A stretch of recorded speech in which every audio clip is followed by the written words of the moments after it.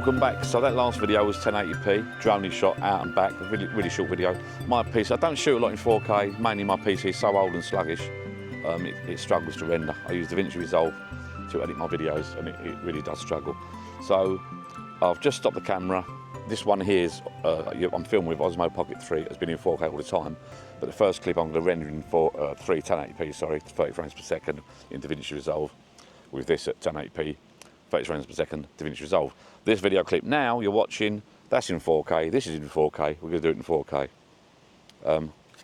Right, we're in Droney again. 6 meters. 6 metre Droney. 3, Let go. 2, 1. Here we go again. It is struggling. Going back, but you can see it drifting off to the right there. Not going straight out.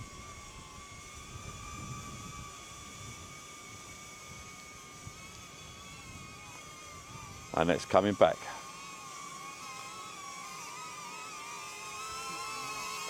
Here we go.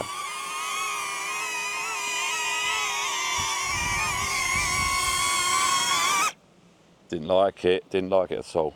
So thank you for watching those last couple of video clips. They're only small. I did one Droney out 6 meters and back with a DJI Neo in 1080p. The second one was 6 meter Droney out and back. Same weather, same wind, same day. 10 minutes apart basically. And that was in 4K, 30 frames per second.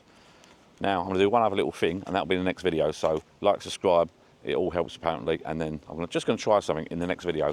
If it doesn't work out, then I won't be publishing that video and you won't see the following video from this. So I'll see you in a bit. So there should be a video at the end of this, hopefully, and you can link to that and have a little look. I'm going to try something. I'm not sure if it's going to work yet. Let's have a little go.